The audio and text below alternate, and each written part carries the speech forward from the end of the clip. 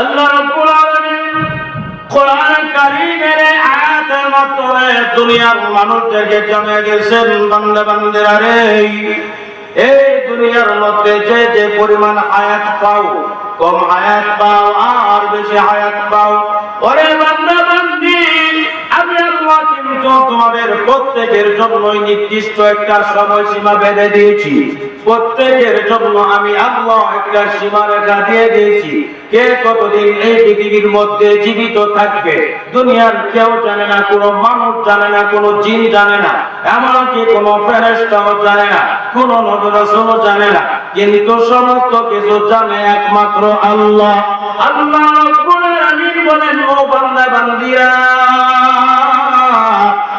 এই দুনিয়া থেকে কে কখন বিদায় হবে এটা জানি একমাত্র আমি আল্লাহ। এই দুনিয়া থেকে বিদায় হয়ে যাওয়ার পরে আমি আল্লাহ সমস্ত মানব মণ্ডলীকে দুনিয়ার জিন্দেগির পায় তো পাই হিসাব কম করার জন্য আমি আল্লাহ হাসর কায়েম করব। ওই হাসরের ময়দানের মধ্যে আদম আলাইহিস সালাতু ওয়াস সালাম থেকে নিয়ে আখির নবী হযরত মুহাম্মদ সাল্লাল্লাহু আলাইহি ওয়াসাল্লাম পর্যন্ত যত নবী রাসূল দুনিয়াতে আগমন করেছেন সমস্ত নবী রাসূলগণ হাসরের ময়দানে দণ্ডায়মান হবে। সমস্ত নবী রাসূলের উম্মতগণ হাসরের ময়দানে দণ্ডায়মান হবে। আজ থেকে নিয়ে কিয়ামত পর্যন্ত যত মানব মণ্ডলী এই পৃথিবীর বুকে আগমন করবে সমস্ত মানুষেরা হাসরের ময়দানে দণ্ডায়মান হবে। সমস্ত মানুষগুলোকে আমার আল্লাহ রাব্বুল আলামিন হাসরের ময়দানে একত্রিত করবেন। তারপরে মানুষগুলোর কাছ থেকে পুরা জিন্দেগীর হিসাব পাই টু পাই আদায় করবেন। এবার মুমিন মুসলমানেরা, হাসরের ময়দান এত ভয়াবহ হবে, এত ভয়াবহ হবে হাসরের ময়দান, কল্পনা করাও কারো পক্ষে সম্ভব না। 50,000 বছরের সমান হবে একটা মাত্র দিন। আর পুরাটা হাসরের মাঠ আল্লাহ রাব্বুল আলামিন তামায় পরিণত করে দিবেন। হাসরের মাঠের চতুর্দিকে আমার আল্লাহ রব্বুল আলামিন আগুনের বাউন্ডারি ফিটিং করে দিবেন। আর মাথার আধা হাত উপরে সূর্যকে লটকাইয়া দিবেন। দুনিয়ার জমিনে সূর্যের একটা মাত্র মুখ দেওয়া আছে, বাকি 72টা মুখ উপরের দিকে উল্টা পিঠের দিকে দেওয়া আছে। কিন্তু হাসরের ময়দানে আল্লাহ রাব্বুল আলামিন সূর্যের ওই 72টা মুখকে নিচের দিকে করে দিবেন। এবার মুমিন মুসলমান, আল্লাহর নবী বিশ্ব নবী রাহমাতুল লিল আলামিন হাদিসে ইরশাদ করেছেন, হাসরের ময়দানে সমস্ত মানব মণ্ডলী নারী পুরুষ সকলে উলঙ্গ হইয়া হাসরের ময়দানে দণ্ডায়মান হবে। ল্যাংটা হইয়া বিবস্ত্র অবস্থায় সমস্ত মানুষের হাসরের ময়দানে দণ্ডায়মান হবে। একমাত্র আমাদের নবী বিশ্ব নবী মুহাম্মদুর রাসূলুল্লাহ সাল্লাল্লাহু আলাইহি ওয়াসাল্লামকে আমার আল্লাহ রাব্বুল আলামিন জান্নাতি পোশাক পরাইয়া, জান্নাতি লেবাস পোশাক পরিধান করাইয়া আমাদের নবীকে হাসরের ময়দানে দণ্ডায়মান করবেন। সুবহানাল্লাহ।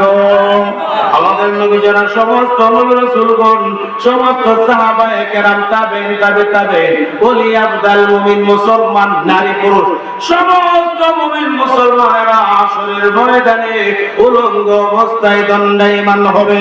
আম্মা জান আয়েশা সিদ্দিকা রাদিয়াল্লাহু তাআলা আনহা আরজ করলেন, ইয়া রাসূলুল্লাহ, ইয়া হাবিবাল্লাহ, আল্লাহর নবী গো, হাসরের ময়দানে সমস্ত মানুষেরা যেখানে দণ্ডায়মান হবে, নারীরাও দণ্ডায়মান হবে, পুরুষেরাও দণ্ডায়মান হবে, নারীরাও উলঙ্গ হবে, পুরুষেরাও উলঙ্গ হবে, তাহলে কি নারী জাতির অসম্মান হবে না? নারী জাতি কি লজ্জাবোধ করবে না?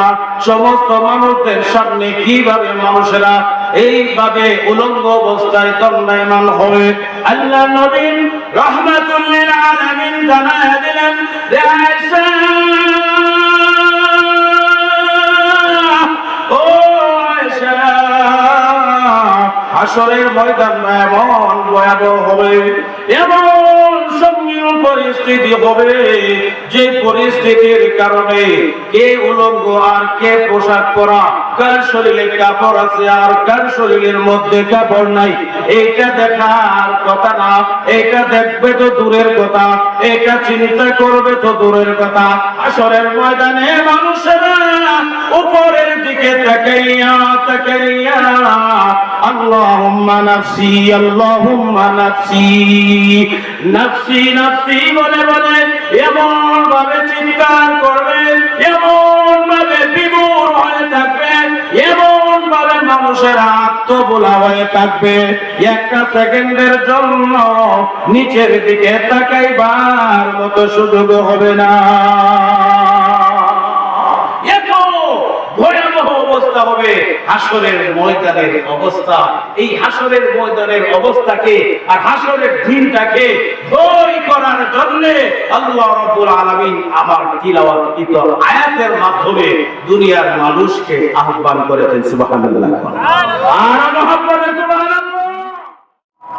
আলোচনার মধ্যে আমরা শুনেছি হাশরের ময়দানে এক গ্লাস পানি পান করার জন্য একটা মানুষ সারা হাশরের মাঠ ছোটাছুটি করবে, দিক বিদিক লাফালাফি করবে, হাহাকার করবে, একটু পানির তৃষ্ণায় কলিজা বিরাম হয়ে যাওয়ার অবস্থা হবে, জিহ্বাটুকু লম্বা হয়ে বের হয়ে যাবে আর হাহাকার করতে থাকবে।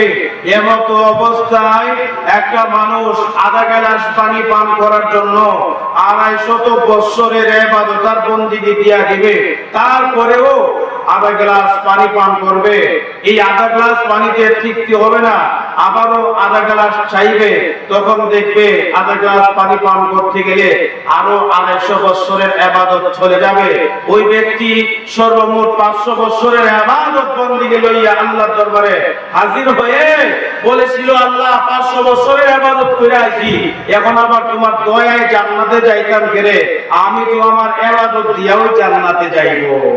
আল্লাহ তাআলা তাকে বোঝায়া দেওয়ার জন্য ফেরেশতাদেরকে আদেশ করবেন একটু লীলা খেলাটা দেখায় দেওয়ার জন্য। হাশরের দিনটা সাধারণ কোনো দিন হবে না।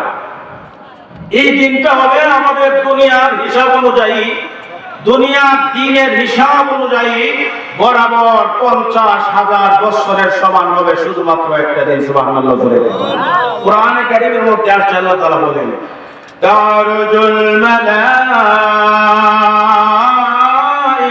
ওয়ার রূহু ইলাইহি ফি ইয়াউমিন কানা মিকদারুহু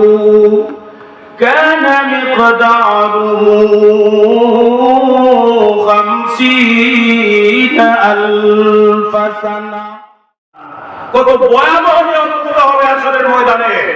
হযরত আদম আলাইহিস সালাতু ওয়াস সালাম থেকে নিয়ে ঈসা আলাইহিস সালাতু ওয়াস সালাম পর্যন্ত লক্ষাধিক নবী রাসূল হাশরের ময়দানে নিজেকে নিয়ে ব্যস্ত থাকবে, কান্না করতে থাকবে, হাহাকার করতে থাকবে, চিৎকার করতে থাকবে, আল্লাহুম্মা নাফসি আল্লাহুম্মা নাফসি, ওগো আল্লাহ আমাকে বাঁচাও, ওগো আল্লাহ আমাকে বাঁচাও, ও আল্লাহ আজকের এই ভয়াবহ কঠিনতম হাশরের দিনে আমার কি অবস্থা হবে। সমস্ত নবী রাসূলগুলো নিজেদের নিয়ে ব্যস্ত হয়ে থাকবে। সুবহানাল্লাহ। শুধুমাত্র একজন নবী, আমাদের নবী, আখির নবী মুহাম্মদুর রাসূলুল্লাহ সাল্লাল্লাহু আলাইহি ওয়াসাল্লাম নিজেকে নিয়ে ব্যস্ত থাকবেন না, উনি হাশরের ময়দানে ব্যস্ত থাকবেন উম্মতকে লইয়া। সুবহানাল্লাহ করুন না। সমস্ত নবী রাসূলগণ যেদিন নাফসি নাফসি বলে নিজেকে নিয়ে ব্যস্ত হয়ে থাকবেন, সেই দিন নাফসি নাফসি বলবেন না, নিজেকে নিয়ে ব্যস্ত হয়ে থাকবেন না, সেই দিন উম্মতের জন্য কান্না করবেন, সিজদায় লুটায়া পড়ে আল্লাহ তাআলার কুদরতি কদমের মধ্যে সিজদায় লুটায়া পড়ে আল্লাহ তাআলার কাছে কান্না করবেন, আল্লাহুম্মা উম্মতি আল্লাহুম্মা উম্মতি। ও আল্লাহ, হাশরের ময়দানের যে ভয়াবহ অবস্থাটা দেখতেছি, এই হাশরের কঠিন ময়দানে আমার উম্মতের কি অবস্থা হবে, ও আল্লাহ আমাকে বাঁচাও, আমাকে বাঁচাও। হে মুমিন মুসলমান, এই কঠিন হাশরের ময়দানে নবীর শাফাত আমরা সকলে চাই কি চাই না? নবীর শাফাত চাইলে বেশি বেশি করে নবীর সুন্নাত অনুযায়ী চলতে হবে, নবীর উপর বেশি বেশি দরুদ পড়তে হবে। আল্লাহ তাআলা আমাদের সকলের ভাগ্যে এই আমলগুলো করার তৌফিক দান করেন। সবাই বলি আমিন। আসসালামু আলাইকুম ওয়া রাহমাতুল্লাহি ওয়া বারাকাতুহু। নারে তাকবীর, আল্লাহু আকবার, নারে তাকবীর। আল্লাহু আকবার। মেরাজুল হক কাসেমী সাহেবের আগমন, শুভেচ্ছা স্বাগত, শুভেচ্ছার স্বাগত। মেরাজুল হক কাসেমী সাহেবের আগমন, নোয়াগাঁও পশ্চিম পাড়ার পক্ষ থেকে লাল গোলাপ শুভেচ্ছা। নারে তাকবীর। আল্লাহু